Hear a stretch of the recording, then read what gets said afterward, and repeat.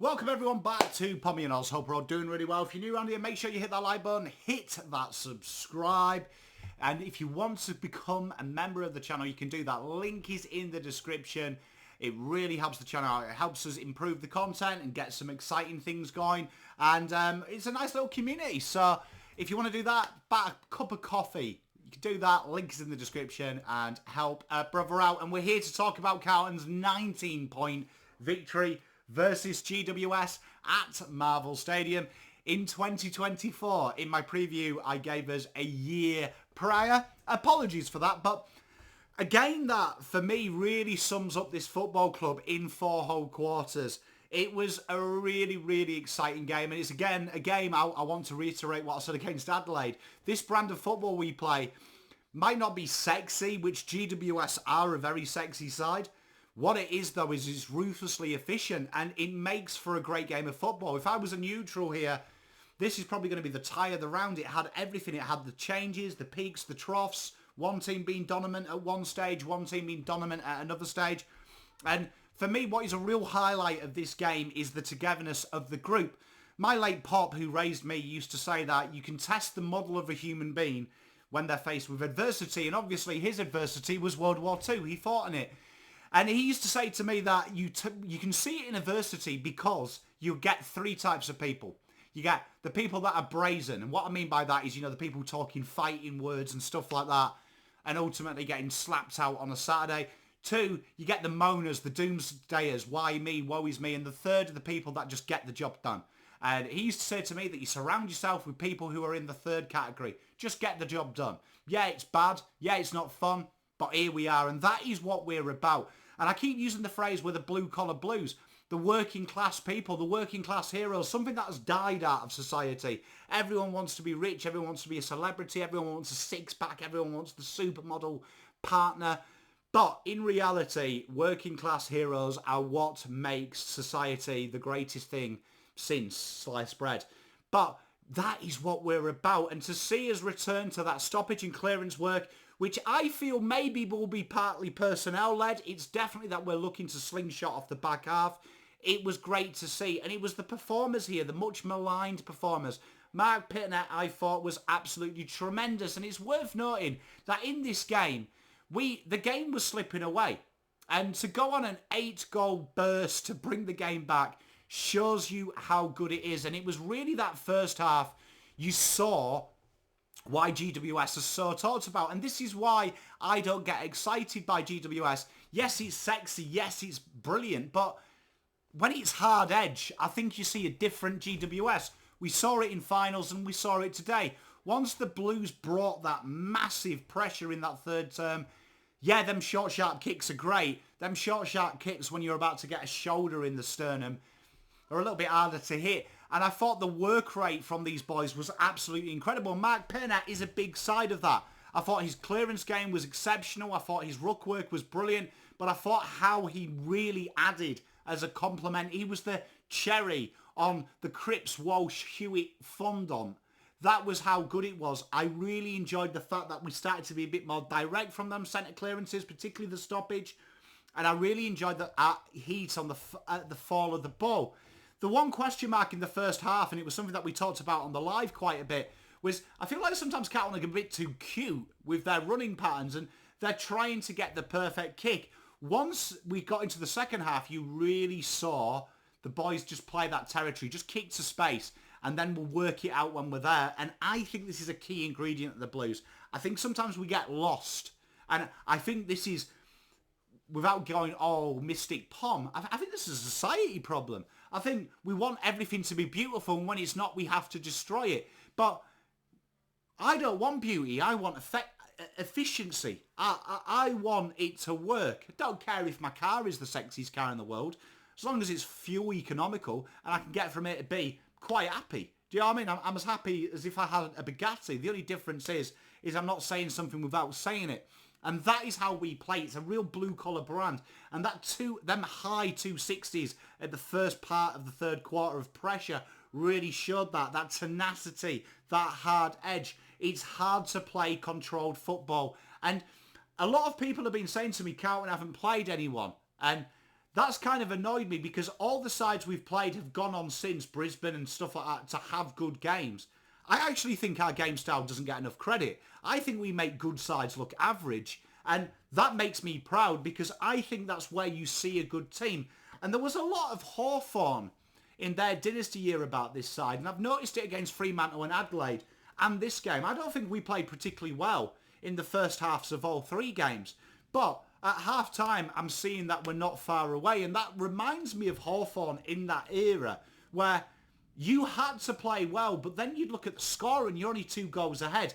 And that is a huge shout out to Voss and Hansen and the system they've created. It's hard to break down. It's hard to pull away from us. And when you've got players like Charlie Kerner and Harry Mackay, once they have their 5 minutes, it's game over, isn't it? It's game over. Once they have their 5 minutes, they can kick 3 or 4 goals, and suddenly that 12-point loss is now a 12-point win.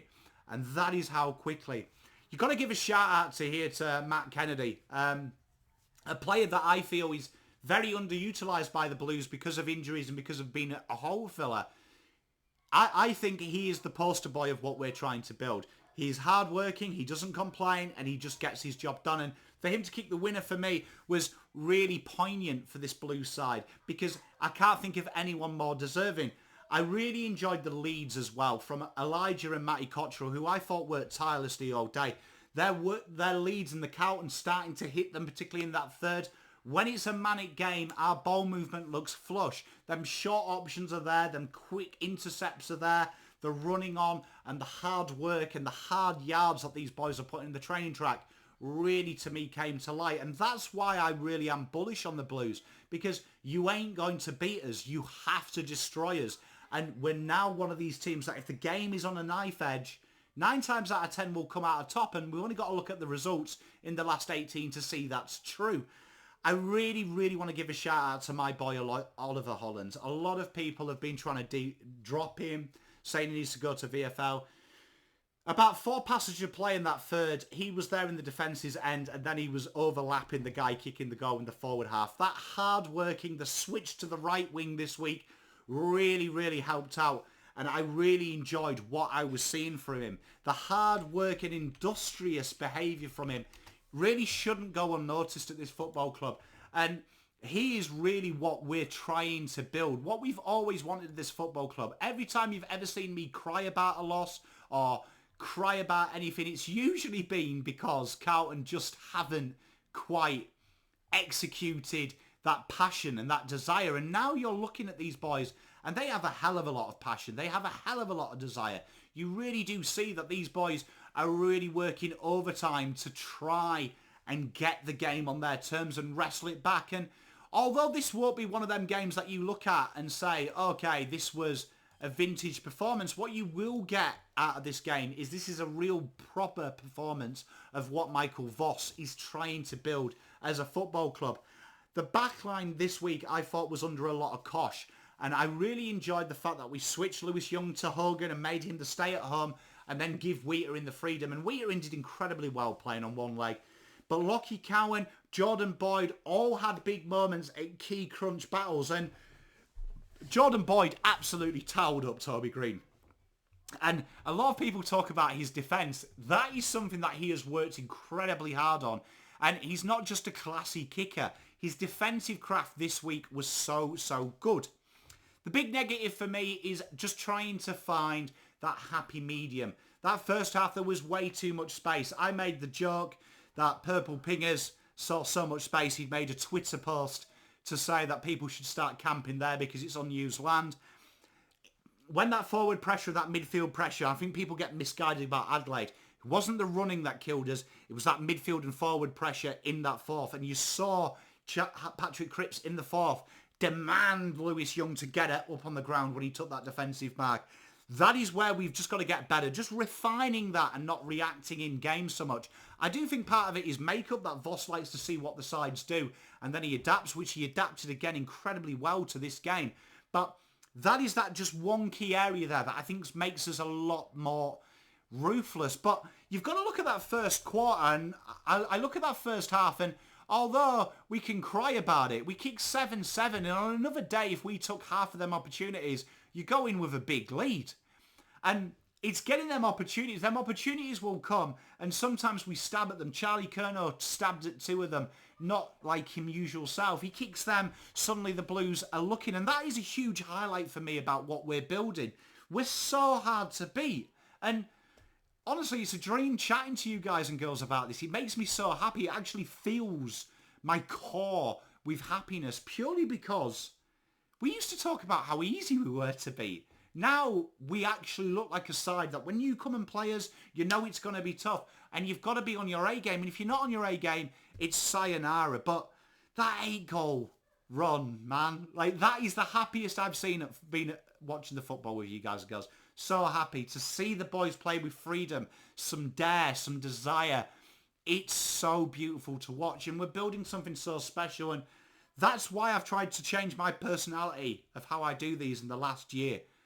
Because it needs cultivating. Them beautiful things need cultivating and pushing. And that freedom comes with support and pushing and encouragement. It doesn't come with being panned. It comes with encouragement and support. And the boys, for me, had my favourite victory I've ever seen. A 19-point win against a side that everyone's told me are the flag favourites. It was a solid win. We were injured. We were hurt. But no job is too big. And no task is too hard if you face it with the right feelings in your heart. You'll always succumb it. And a great performance. Elijah, Kempe, so many players this week really put in and really put a performance in. And it's really exciting to see them enact that pressure without Lockie Fogarty as well. It made me excited to think if Fogarty comes back into this side with Jarrah, oh, it's going to be so good. But the boys worked hard, and that is it. Effort always beats skill when effort is enacted at 110% and skill doesn't. And you saw that there. The Blues worked hard. They've got a big game this week against Geelong, unbeaten side. And you know what? I'm going into this game with some confidence. These boys are busting ass, taking names. And bravo to every one of you Blue Baggers, whether you play, whether you help out, whether you're just a fan. Honestly, that energy is what I'm about. And congrats to Matt Kennedy. What a fitting way to have your 100th game to kick the sealer. I'm stoked. Ladies and gentlemen, let me know your takeaways. We'll come back with 5 things we learned from this game on Monday. But peace, love and light. Look after yourself. Palm out.